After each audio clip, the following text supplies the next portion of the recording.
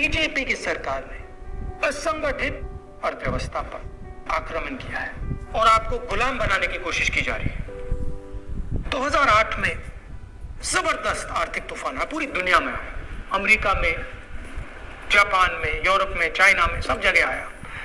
America के bank गिर गए, कंपनियां बंद हो गई, एक के बाद एक कंपनी की लाइन लग गई, बंद हो गई। यूरोप के बैंक गिरे, मगर हिंदुस्तान को कुछ नहीं हुआ। यूपीए की सरकार थी, प्रधानमंत्री जी के पास गया और मैंने उनसे पूछा, मनमोहन सिंह जी बताइए, पूरी दुनिया में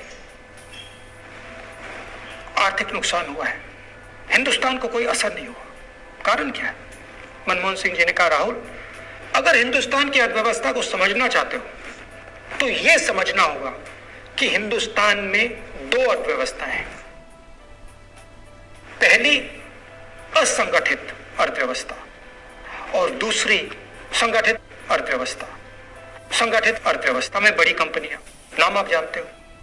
असंगठित अर्थव्यवस्था में किसान, मजदूर, छोटे दुकानदार, मिडिल साइज कंपनीज। जिस दिन तक हिंदुस्तान का असंगठित सिस्टम मजबूत है, उस दिन तक हिंदुस्तान को कोई भी आर्थिक तूफान छू नहीं सकता। अब आज के दिन आते हैं। पिछले 6 साल से बीजेपी की सरकार ने असंगठित अर्थव्यवस्था पर आक्रमण किया है। 3 बड़े उदाहरण तो मैं आपको अभी दे देता हूं। नोटबंदी, गलत जीएसटी और लॉकडाउन। आप ये मत सोचिए कि लॉकडाउन के पीछे सोच नहीं थी। ये मत सोचिए कि गलती से आखिरी मिनट पे लॉकडाउन कर दिया गया है।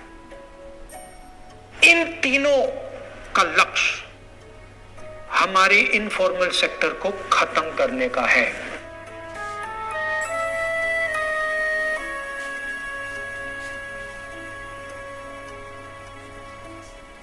प्रधानमंत्री जी को अगर सरकार चलानी है, मीडिया की जरूरत है, मार्केटिंग की जरूरत है।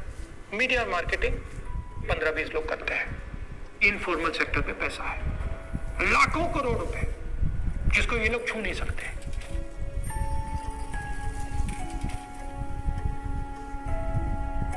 इसको ये लोग तोड़ना चाहते हैं, पैसा लेना चाहते हैं। इसका नतीजा आएगा। नतीजा ये होगा कि हिंदुस्तान रोजगार पैदा नहीं कर पाएगा। क्यों? क्योंकि इनफॉर्मल सेक्टर 90% से ज्यादा रोजगार देता है।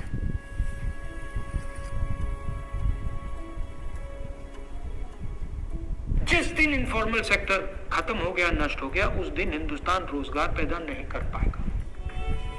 आप ही इस देश को चलाते हो, आप ही इस देश को आगे ले जाते हो और आपके खिलाफ साजिश हो रही है।